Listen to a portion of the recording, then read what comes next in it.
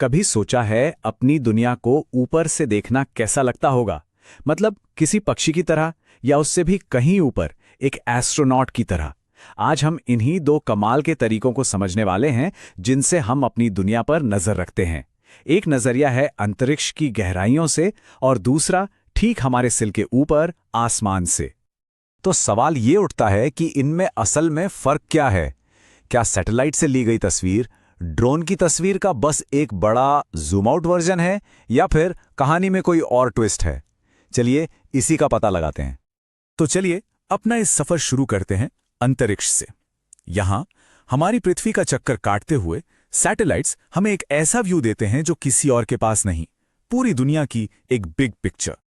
देखिए, टेक्निकल भाषा में इसे सैटेलाइट रिमोट सेंसिंग कहते हैं, पर इसे समझने का एक आसान तरीका है।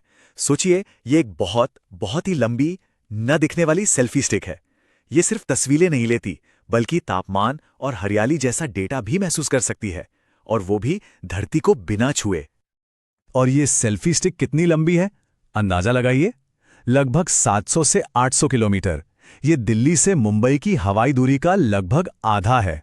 सोचिए, इतनी ज्यादा ऊंचाई से सैटेलाइट एक ही बार में पूरे के पूरे देश पर नजर रख सकते हैं।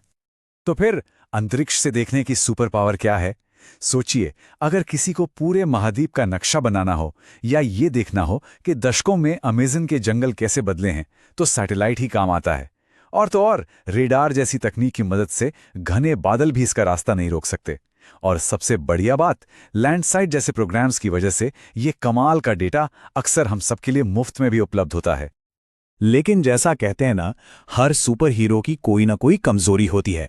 इतनी दूर से छोटी छोटी चीजें धुंधली दिखती हैं, मतलब रेजोल्यूशन थोड़ा कम होता है, और आप जब चाहें तब की तस्वीर नहीं मंगा सकते। सैटेलाइट का एक फिक्स रास्ता होता है, तो उसी जगह पर उसके वापस आने का इंतजार करना पड़ता है। चलिए अब अंतरिक्ष की ऊंचाइयों से सीधा नीचे जमीन की ओर आते हैं। ये है एरियल इमेजरी की दुनिया, जहां हर छोटी से छोटी डिटेल बहुत मायने रखती है। देखिए, एरियल फोटोग्राफी का मतलब बिल्कुल सीधा सा है। ड्रोन, प्लेन या हेलीकॉप्टर जैसे किसी प्लेटफॉर्म का इस्तेमाल करके धरती के बहुत करीब से तस्वीरें लेना। सैटेलाइट के मुकाबले ये तो जमीन से बस कुछ ही मीटर ऊपर उड़ते हैं। और इस नज़दीकी का नतीजा, जरा रेजोल्यूशन देखिए, 1 से 30 सेंटीमीटर। इसका मतलब यह है कि जमीन पर पड़ी एक छोटी सी किताब तक साफ दिख सकती है।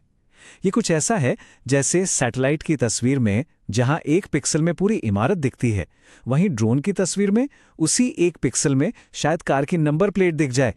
तो इसकी सबसे बड़ी ताकत है इसकी क्रिस्टल क्लियर डिटेल।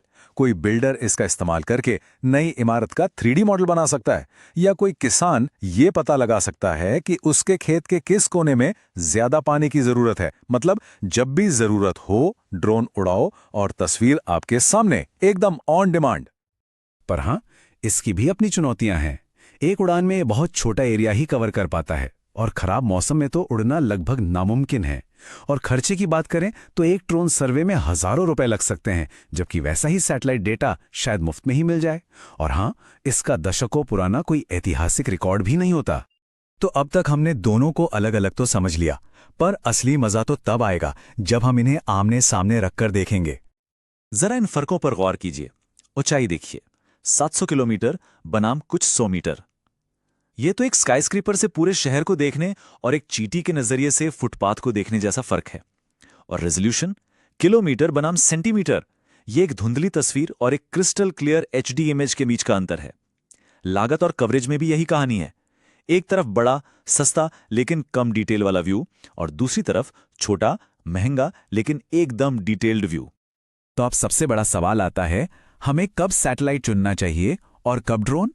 और इसका जवाब इस बात में छिपा है कि हमारा मिशन क्या है, मतलब काम क्या करना है। इसको ऐसे समझते हैं, अगर मिशन है पूरे भारत में जंगलों की कटाई को ट्रैक करना, तो हथियार होगा सैटेलाइट। लेकिन अगर मिशन है किसी एक खेत में फसल की सेहत का पता लगाना, तो फिर ड्रोन ही सही टूल है। बड़ा काम बड़ा टूल, छोटा काम डिटेल टूल। इसी वजह से क्लाइमेट चेंज की स्टडी हो या बड़े पैमाने पर खेती की निगरानी, वैज्ञानिक सैटेलाइट पर भरोसा करते हैं। और वहीं दूसरी तरफ जब बात आती है किसी शहर की प्लानिंग की, किसी जमीन के सर्वे की या किसी बन रही बिल्डिंग पर नजर रखने की, तो इंजीनियर्स और प्लानर्स एरियल इमेजरी को चुनते हैं। तो इस पूरी बातचीत का निचोड़ यही है, कोई एक तकनीक दूसरे से बेहतर या खराब नहीं है। यह सब इस बात पर निर्भर करता है कि सही काम के लिए सही टूल चुना जाए। सही नजरिया इस बात से तय होता है कि सवाल क्या है। तो अगली बार जब दुनिया को ऊपर से देखने की जरूरत पड़े तो खुद से बस एक सवाल पूछना है, इस काम के लिए एक दूरबीन चाहिए या एक माइक्रोस्कोप? क्योंकि चुनाव हमेशा जरूरत के हिसाब से ही होता है।